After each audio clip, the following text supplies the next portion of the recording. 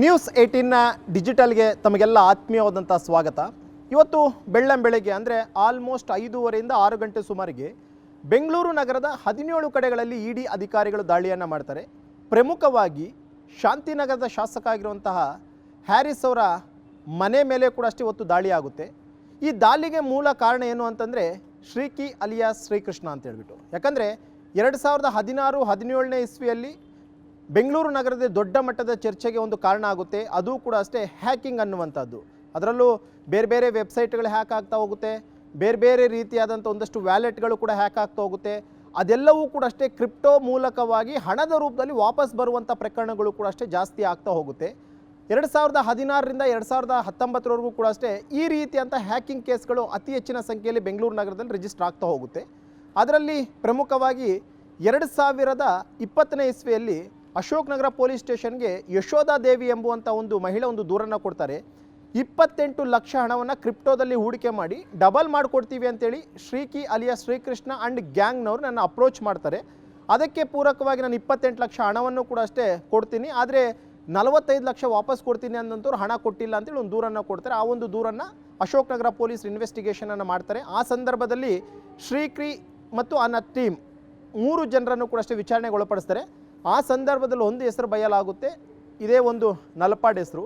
ಆಗ ಪ್ರಕರಣದ ಗಂಭೀರತೆಯನ್ನು ಅರ್ಥಂಥ ಸರ್ಕಾರವು ಕೂಡ ಅಷ್ಟೇ ಪ್ರಕರಣವನ್ನು SIT ವಹಿಸುತ್ತೆ. SIT ವಹಿಸಿದ್ದಾದಂತಹ ಬಳಿಕ ಇನ್ವೆಸ್ಟಿಗೇಷನ್ ಕಂಟಿನ್ಯೂ ಮಾಡಿದಂತಹ ವೇಳೆಯಲ್ಲಿ ನಲಪಾಡ್ಗೆ ಬಾಂಬೆ ಮೂಲದ ವ್ಯಕ್ತಿಯಿಂದ ಸುಮಾರು 10 ಲಕ್ಷ ಹಣ ಟ್ರಾನ್ಸ್ಫರ್ ಆಗಿರುವಂಥದ್ರ ಬಗ್ಗೆಯೂ ಕೂಡ ಅಷ್ಟೇ ದಾಖಲೆಗಳು ಸಿಗ್ತವೆ.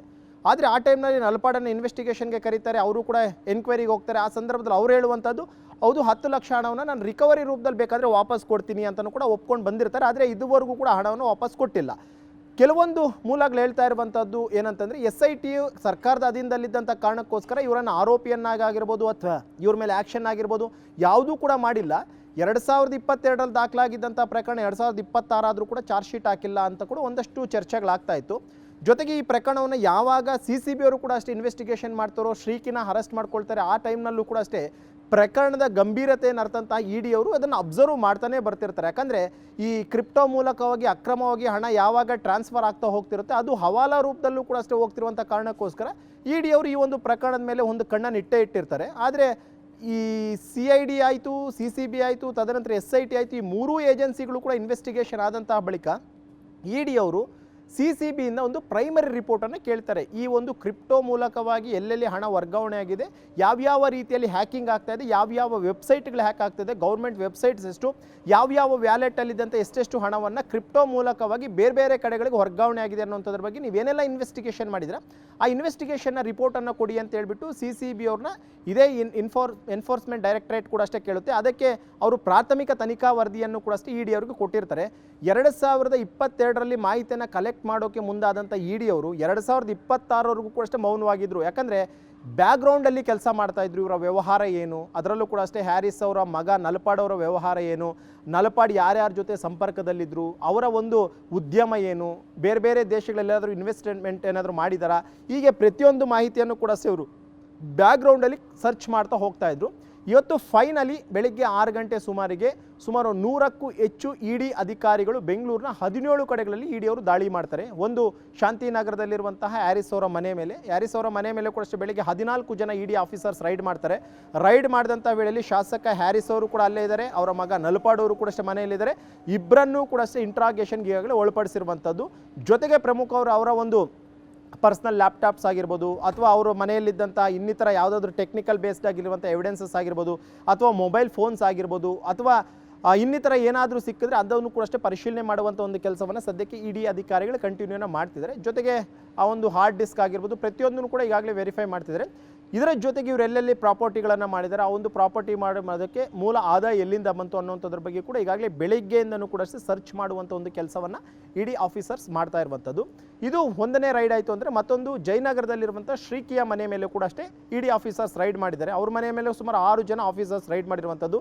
ಯಾಕಂದರೆ ಮೂಲ ಕಾರಣಕರ್ತ ಈ ಒಂದು ರೈಡ್ ಮಾಡೋದಕ್ಕೆ ಶ್ರೀಕಿ ಅಲಿಯಾಸ್ ಶ್ರೀಕೃಷ್ಣ ಅಂತ ಹೇಳ್ಬಿಟ್ಟು. ಯಾಕಂದರೆ ಒಂದಲ್ಲ ಎರಡಲ್ಲ ಹಲವು ಹ್ಯಾಕಿಂಗ್ ಕೇಸ್ಗಳಲ್ಲಿ ಈತ ಭಾಗಿಯಾಗಿರುವಂಥದ್ದು, ಕ್ರಿಪ್ಟೋವನ್ನು ಕದ್ದಿರುವಂಥ ಪ್ರಕರಣಗಳು ಕೂಡ ಅಷ್ಟೇ ಇದ್ದಾವೆ.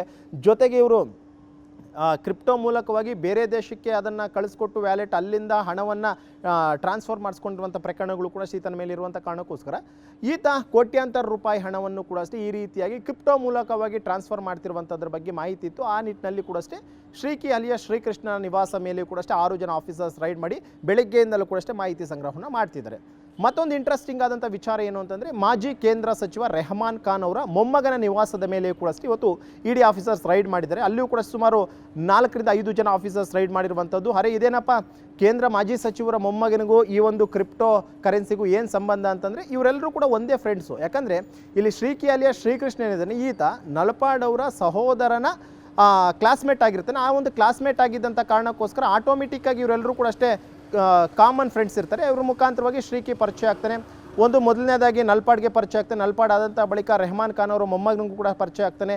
ಈ ಎಲ್ಲರೂ ಕೂಡ ಪರಿಚಯ ಆದಂಥ ಬಳಿಕ ಎಲ್ಲರೂ ಒಂದೇ ಒಂದು ಫ್ರೆಂಡ್ ಸರ್ಕಲ್ ಇದ್ದಂಥ ಕಾರಣಕ್ಕೋಸ್ಕರ ಬೇರೆ ಬೇರೆ ಇನ್ವೆಸ್ಟ್ಮೆಂಟ್ ಕೂಡ ಅಷ್ಟೇ ಮಾಡಿರ್ಬೋದು. ಆ ಒಂದು ಇನ್ವೆಸ್ಟ್ಮೆಂಟ್ನಲ್ಲೂ ಕೂಡ ಅಷ್ಟೇ ಇವರೆಲ್ಲ ಹಣವನ್ನು ಹೂಡಿಕೆ ಮಾಡಿರುವಂಥ ಚಾನ್ಸಸ್ ಕೂಡ ಅಷ್ಟೇ ಇಲ್ಲಿ ದಟ್ಟವಾಗಿ ಕಂಡು ಬರ್ತಾ ಇರುವಂಥದ್ದು. ಯಾಕಂದರೆ ಇಡೀ ಸುಖ ಸುಮ್ಮನೆ ಯಾರ ಮೇಲೇನೂ ಕೂಡ ಅಷ್ಟೇ ದಾಳಿಯನ್ನು ಮಾಡಲ್ಲ. ಇಡೀ ದಾಳಿ ಮಾಡೋದಕ್ಕಿಂತ ಮುಂಚಿತವಾಗಿ ಸಾಕಷ್ಟು ದಾಖಲಾತಿಗಳನ್ನು ಸಂಗ್ರಹ ಮಾಡಿರ್ತಾರೆ, ಎವಿಡೆನ್ಸಸ್ಸನ್ನು ಕೂಡ ಕಲೆಕ್ಟ್ ಮಾಡಿರ್ತಾರೆ. ಇವರ ಒಂದು ಬಿಸ್ನೆಸ್ ಬಗ್ಗೆ ಆಗಿರ್ಬೋದು, ಎಲ್ಲೆಲ್ಲಿ ಹಣವನ್ನು ಹೂಡಿಕೆ ಮಾಡಿದ್ದಾರೆ ಅನ್ನೋಂಥದ್ರ ಬಗ್ಗೆ ಆಗಿರ್ಬೋದು, ಅಕ್ರಮವಾಗಿ ಏನಾದರೂ ವಿದೇಶದಲ್ಲಿ ಹಣವನ್ನು ಹೂಡಿಕೆ ಮಾಡಿರುವಂಥದ್ದಾಗಿರ್ಬೋದು, ಹವಾಲಾ ರೂಪದಲ್ಲಿ ಏನಾದರೂ ಹಣವನ್ನು ಟ್ರಾನ್ಸಾಕ್ಷನ್ ಮಾಡಿರುವಂಥದ್ದಾಗಿರ್ಬೋದು, ಈ ಬಗ್ಗೆ ಸಾಕಷ್ಟು ರೀತಿಯಂಥ ಮಾಹಿತಿಯನ್ನು ಮೊದಲನೇ ಸಂಗ್ರಹ ಮಾಡಿರ್ತಾರೆ. ಇವರು ಸಂಗ್ರಹ ಮಾಡಿದ್ದಾದಂತಹ ಬಳಿಕ ಆ ಒಂದು ದಾಖಲೆಗಳನ್ನು ಇಟ್ಕೊಂಡು ಇಡಿ ಅವರು ಇವತ್ತು ರೈಡ್ ಮಾಡಿರುವಂಥದ್ದು. ಎಲ್ಲ 17 ಕಡೆಗಳಲ್ಲೂ ಕೂಡ ಇನ್ನೂ ಕೂಡ ರೈಡ್ ಕಂಟಿನ್ಯೂ ಆಗ್ತಾ ಇರುವಂಥದ್ದು. ಅದರಲ್ಲೂ ಕೂಡ ಪ್ರಮುಖವಾಗಿ ಇವ್ರ ಮೇನ್ ಅಜೆಂಡಾ ಇರುವಂಥದ್ದು ಏನು ಅಂತಂದರೆ ಹ್ಯಾರಿಸ್ ಅವರ ನಿವಾಸ ಮತ್ತು ಅವರ ಕಚೇರಿ ಆಗಿರ್ಬೋದು, ಮತ್ತು ಶ್ರೀಕಿ ಅವರ ನಿವಾಸ ಮತ್ತು ರೆಹಮಾನ್ ಖಾನ್ ಅವರ ಮೊಮ್ಮಗನ ನಿವಾಸ. ಯಾಕಂದರೆ ಇವರು ಪರ್ಟಿಕ್ಯುಲರ್ ಆಗಿ ಸಾಕಷ್ಟು ಬಲಾಢ್ಯರು ಮತ್ತು ರಾಜಕೀಯವಾಗಿ ಬೆಳೆದಂಥವ್ರು ಇವರು. ಅದರಲ್ಲೂ ಕೂಡ ಶ್ರೀಕಿ ಬಗ್ಗೆ ಎಲ್ಲರೂ ಕೂಡ ಗೊತ್ತಿರುವಂಥದ್ದು 2016 ರಿಂದ 2026 ಕೂಡ ಅಷ್ಟೇ ಶ್ರೀಕಿ ಅದು ಎಷ್ಟು ವೆಬ್ಸೈಟ್ಗಳನ್ನು ಹ್ಯಾಕ್ ಮಾಡಿದೆ ಅನ್ನೋಂಥದ್ರ ಬಗ್ಗೆ ಮಾಹಿತಿ ಇಲ್ಲ. ಆದರೂ ಕೂಡ ಅಷ್ಟೇ ಕೋಟ್ಯಾಂತರ ರೂಪಾಯಿ ಹಣವನ್ನು ವೆಬ್ಸೈಟ್ನ ಮುಖಾಂತರ ಕದ್ದಿರುವಂಥದ್ದಾಗಿರ್ಬೋದು, ಬೇರೆ ಬೇರೆ ವ್ಯಾಲೆಟ್ಗಳ ಮುಖಾಂತರವಾಗಿ ಹಣ ಕ್ರಿಪ್ಟೋಗೆ ಕನ್ವರ್ಟ್ ಮಾಡಿಬಿಟ್ಟು ಅದನ್ನು ಮಾರಾಟ ಮಾಡುವಂಥ ಒಂದು ಕೆಲಸವನ್ನು ಕೂಡ ಶ್ರೀಕಿ ಮಾಡ್ತಾ ಇದ್ದ. ಆ ನಿಟ್ಟಿನಲ್ಲಿ ಬೆಂಗಳೂರು ನಗರದಲ್ಲಿ ಒಟ್ಟು 17 ಕಡೆಗಳಲ್ಲಿ ಇವತ್ತು ಇಡಿ ಆಫೀಸರ್ ಸುಮಾರು 100ಕ್ಕೂ ಹೆಚ್ಚು ಟೀಮ್ಗಳು ದಾಳಿಯನ್ನು ಮಾಡಿದೆ. 17 ಪ್ಲೇಸಲ್ಲೂ ಕೂಡ ಇನ್ನೂ ಕೂಡ ಸರ್ಚ್ ವಾರೆಂಟ್ ತಗೊಂಡು ಬಂದು ಸರ್ಚಿಂಗ್ ಕಾರ್ಯ ಕೂಡ ಅಷ್ಟೇ ಕಂಪ್ಲೀಟ್ ಆಗಿಲ್ಲ, ಇನ್ನೂ ಕೂಡ ನಡೀತಾನೆ ಇದೆ. ಇಲ್ಲಿ ಇನ್ನೊಂದು ಏನು ಅಂತಂದರೆ ಸರ್ಚ್ ಎಲ್ಲವೂ ಆದಂತಹ ಬಳಿಕ ಏನು ಸಿಗುತ್ತೆ ಅನ್ನುವಂಥದ್ದು ಬಹಳ ಅಂದರೆ ಬಹಳ ಒಂದು ಕ್ಯೂರಿಯಾಸಿಟಿ ಅಂತ ಹೇಳ್ಬೋದು. ಯಾಕಂದರೆ ಇಲ್ಲಿ ಅಕ್ರಮವಾಗಿ ಏನಾದರೂ ಇವರು ಹಣವನ್ನು ವರ್ಗಾವಣೆ ಮಾಡಿರುವಂಥದ್ದು ವಿಚಾರ ಏನಾದರೂ ಗೊತ್ತಾಗುತ್ತಾ, ಅಥವಾ ಅಕ್ರಮವಾಗಿ ಬೇರೆ ಎಲ್ಲಾದರೂ ಹಣವನ್ನು ಹೂಡಿಕೆ ಮಾಡಿರುವಂಥ ವಿಚಾರ ಏನಾದರೂ ಇದೆಯಾ, ಅಥವಾ ಇವರು ಬೇರೆ ಬೇರೆ ವಿದೇಶದಲ್ಲಿ ಏನಾದರೂ ಇವರು ಬೇರೆ ಬೇರೆ ಉದ್ಯಮಗಳನ್ನೇನಾದರೂ ನಡೆಸ್ತಾ ಇದ್ದಾರಾ, ಜೊತೆಗೆ ಇಲ್ಲಿ ಕ್ರಿಪ್ಟೋ ಮೂಲಕವಾಗಿ ಏನು ಇವರು ಹಣವನ್ನು ಇದು ಮಾಡ್ಕೊಂಡಿದ್ದಾರೆ ಅದು ಯಾವ್ಯಾವ ವ್ಯಾಲೆಟ್ನಲ್ಲಿ ಎಷ್ಟೆಷ್ಟು ಹಣವನ್ನು ಇವರು ಮಾರಾಟ ಮಾಡಿದ್ದಾರೆ, ಯಾವ್ಯಾವ ಅಕೌಂಟ್ಗಳಿಗೆ ಹಣ ಬೇರೆ ಮುಖಾಂತರವಾಗಿ ಟ್ರಾನ್ಸ್ಫರ್ ಆಗಿದೆ ಅಂತ ಪ್ರತಿಯೊಂದು ಮಾಹಿತಿಯನ್ನು ಕೂಡ ಅಷ್ಟೇ ಇಡಿ ಅವರು ಸರ್ಚ್ ಮಾಡ್ತಾ ಇದ್ದಾರೆ. ಅದನ್ನು ಇಡಿ ಅವರು ಕೂಡ ಅಧಿಕೃತವಾಗಿ ಹೇಳಬೇಕಾಗಿರುತ್ತೆ. ಆದರೆ ಇವತ್ತು ಬೆಳಗ್ಗೆ ನಡೆದಂಥ ದಾಳಿ ಸಂಜೆಯವರೆಗೂ ಕೂಡ ಅಷ್ಟೇ ಕಂಟಿನ್ಯೂ ಆಗಿದೆ. ಇನ್ನೂ ಕೂಡ ದಾಳಿ ಕಂಟಿನ್ಯೂ ಮಾಡ್ತಾ ಇದ್ದಾರೆ. ಕಂಟಿನ್ಯೂ ಆದಂತಹ ದಾಳಿ ಮುಗಿದ ಬಳಿಕ ಒಂದು ಸ್ಪಷ್ಟವಾದಂಥ ಚಿತ್ರಣ ಗೊತ್ತಾಗುತ್ತೆ. ಯಾರ್ಯಾರ ಮನೆಯಲ್ಲಿ ಎಷ್ಟೆಷ್ಟು ಅಕ್ರಮವಾಗಿ ಸಂಪಾದನೆ ಹಣ ಸಿಗುತ್ತೆ ಮತ್ತು ಎಲ್ಲೆಲ್ಲಿ ಏನೇನು ಸಿಗುತ್ತೆ ಅನ್ನುವಂಥದ್ದು ಇಡಿ ಅವರು ಅಧಿಕೃತವಾಗಿ ಕೂಡ ಅಷ್ಟೇ ಮಾಹಿತಿಯನ್ನು ಹಂಚಿಕೆಯನ್ನು ಮಾಡ್ತಾರೆ. ಒಟ್ಟಿನಲ್ಲಿ 2022ರಲ್ಲಿದ್ದಂತಹ ಪ್ರಕರಣಕ್ಕೆ ಮರುಜೀವ ಬಂದಿದೆ ಅಂತ ಹೇಳ್ಬೋದು. 4 ವರ್ಷಗಳಾದಂತಹ ಬಳಿಕ ಇಡಿ ಆಫೀಸರ್ಸು ಇವತ್ತು ಏಕಕಾಲದಲ್ಲಿ 17 ಕಡೆ ದಾಳಿಯನ್ನು ಮಾಡಿದರೆ ಸದ್ಯಕ್ಕೆ ದಾಖಲೆಗಳ ಪರಿಶೀಲನೆ ಕಾರ್ಯವನ್ನು ಮುಂದುವರಿಸಿದರೆ ದಾಖಲೆಗಳ ಪರಿಶೀಲನೆ ಆದಂತಹ ಬಳಿಕ ಸ್ಪಷ್ಟವಾದಂತಹ ಚಿತ್ರಣ ಈ ಒಂದು ದಾಳಿಯ ಬಗ್ಗೆ ಗೊತ್ತಾಗಲಿರುವಂಥದ್ದು. ನಿರ್ಭೀತ, ನಿಷ್ಪಕ್ಷಪಾತ, ವಿಶ್ವಾಸಾರ್ಹ ಸುದ್ದಿಗಳಿಗೆ ಮತ್ತೊಂದು ಹೆಸರಾಗಿರುವಂತಹ ನ್ಯೂಸ್ 18 ಕನ್ನಡ ಈಗ ಆಪ್ನಲ್ಲೂ ಲಭ್ಯವಿದೆ.